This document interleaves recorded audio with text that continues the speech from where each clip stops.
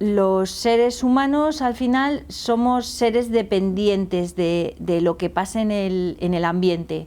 Nosotros por nuestros propios medios no somos capaces de mantener la temperatura corporal necesaria para la vida. Ahí ya tenemos la primera necesidad de energía. Si los humanos no comemos, no podemos generar ese calor que necesitamos para vivir. Pero es que después todas nuestras actividades también requieren energía. La utilización por parte del hombre de la energía ha sido lo que ha marcado la evolución de la especie humana. Desde las meras actividades físicas necesarias para la vida hasta cualquier actividad, digamos, a nivel intelectual. Pero además, a medida que se va desarrollando la civilización, las necesidades energéticas de la sociedad van creciendo. Los seres humanos que vivían en las cavernas, con un fuego para calentarse, la comida y un techo sobre sus cabezas, ya tenían todas sus necesidades cubiertas. Desde hace unos 800.000 años que el hombre empezó a utilizar el fuego, es decir, una forma de energía, digamos que la especie humana ha tenido un desarrollo cada vez más acelerado. Cuando hablamos del uso de la energía tenemos que considerar tres aspectos fundamentales.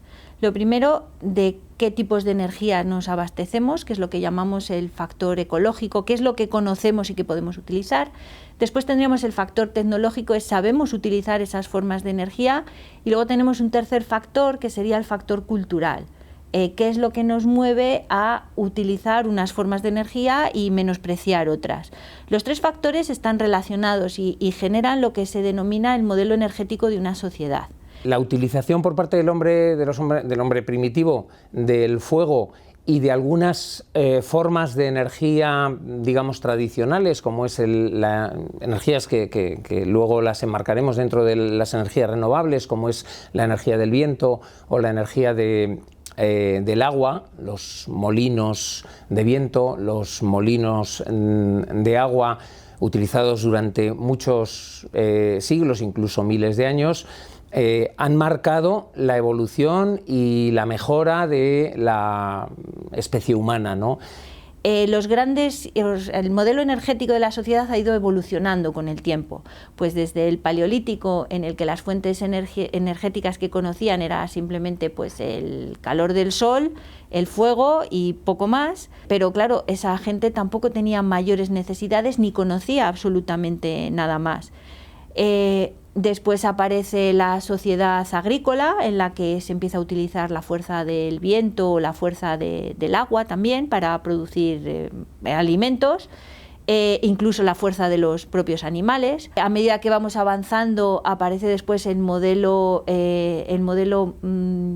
postmedieval, en el que empezamos a talar árboles para generar las primeras industrias, la revolución industrial, cuando aparece ya la primera máquina de vapor. La máquina de vapor de Watt marca el inicio de una de las épocas de mayor desarrollo de la especie humana, ¿no?, que es la revolución industrial.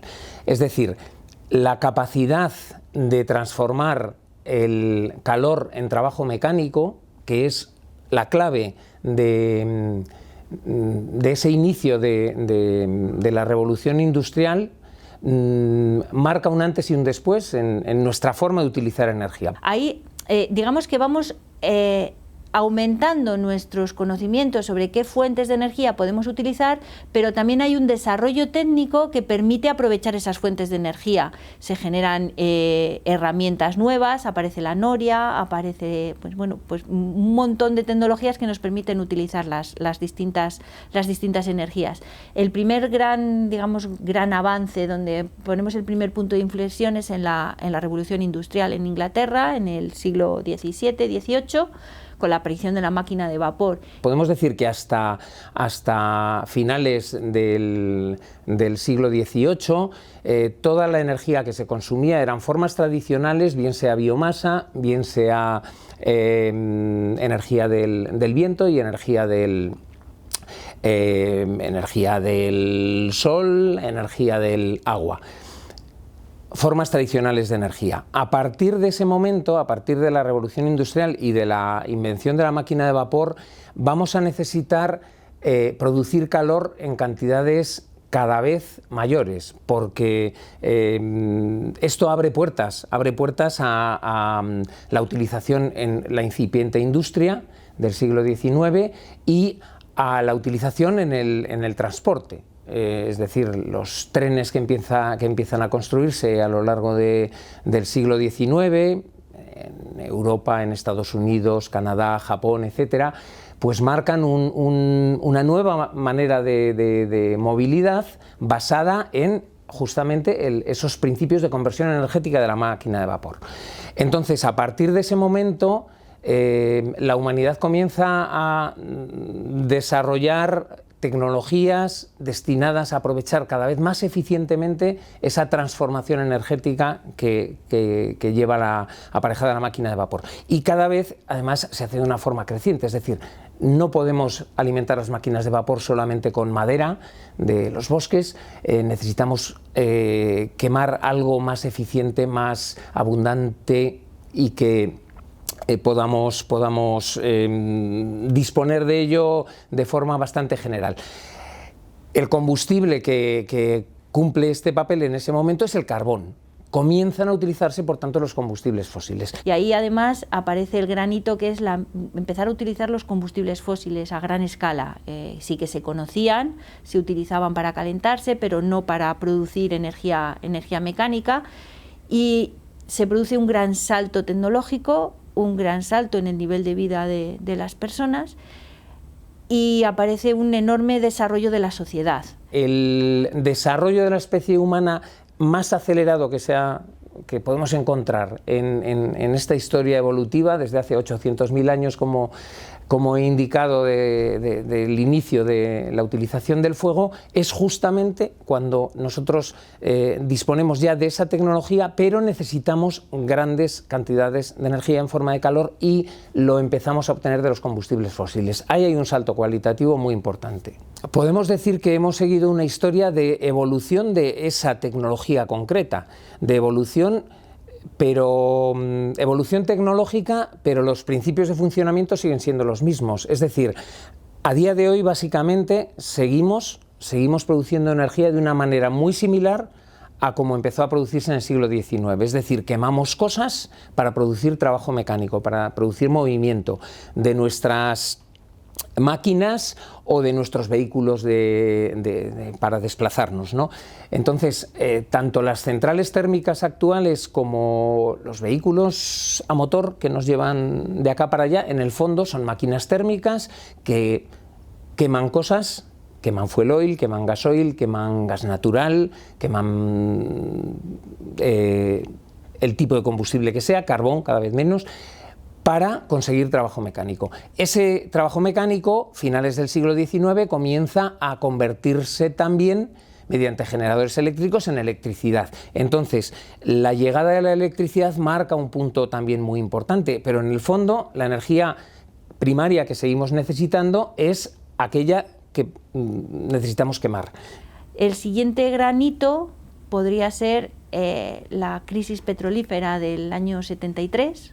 Ahí aparece otro gran problema, que es, nos pensábamos que los recursos energéticos eran ilimitados, que podíamos tener carbón y petróleo pues, por los siglos de los siglos, y nos encontramos con que no, que se corta el grifo y que aparece un problema ahí de abastecimiento energético, que además la energía queda como en manos de unos pocos. No está disponible para todos los países y los demás se ven obligados a pagar por ello. Y esa supone también la gran crisis de la sostenibilidad. Es donde nos empezamos a plantear que la energía es un bien finito y que hay que cuidarlo. Es decir, seguimos con un modelo de quemar recursos, quemar combustibles fósiles mayoritariamente para producir energía, bien sea de movimiento, bien sea energía eléctrica que llegue a nuestros hogares y nos permita pues tener luz, tener calefacción, tener todo tipo de comodidades que han ido surgiendo al aumentar esta disponibilidad de energía, que ha sido una energía además barata y muy accesible, ¿no? Hoy en día nos levantamos y nuestro despertador consume energía. Ponemos la radio para mantenernos informados, que también consume energía.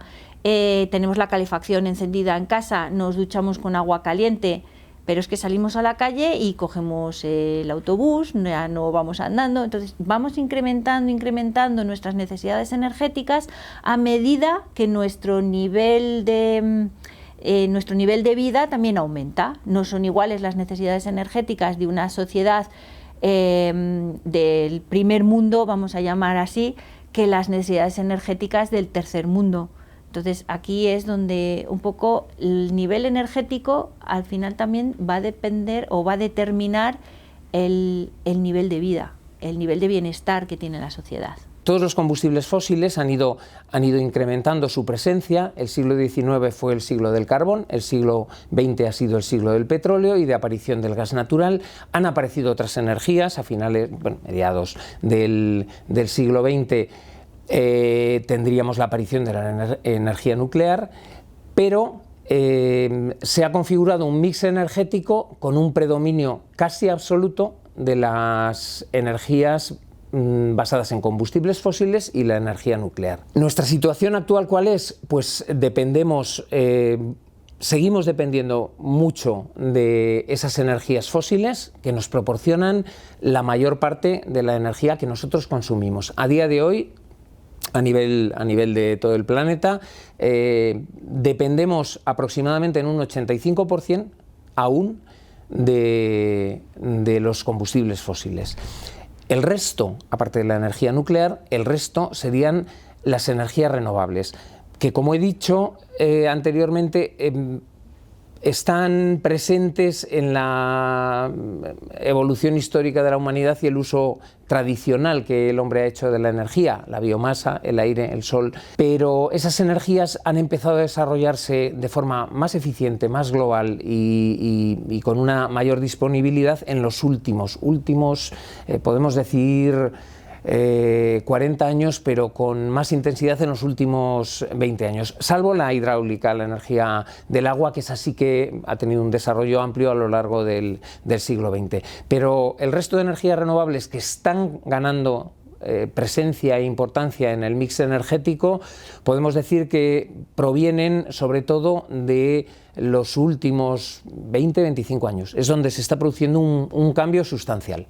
Y después está los años 2000, cuando ya empezamos a tener pues, los problemas de la capa de ozono, los problemas de la contaminación atmosférica, el cambio climático, y ahí aparece el problema de la sostenibilidad de nuestros recursos energéticos. Y ahí estamos, en ese cambio de modelo. Tenemos muchas fuentes de energía conocidas, un salto tecnológico impresionante que nos permite aprovechar la mayor parte de esas energías, pero luego está ese factor cultural. ¿Es lícito utilizar estas formas de energía que están estropeando el medio ambiente, que están estropeando la forma de vida o que pueden tener importantes repercusiones climáticas y hacer que suba el nivel del mar o que aparezcan grandes inundaciones, que se generen esta cantidad ingente de incendios que además tienen esas repercusiones sobre el medio ambiente? Bueno, pues todo está relacionado.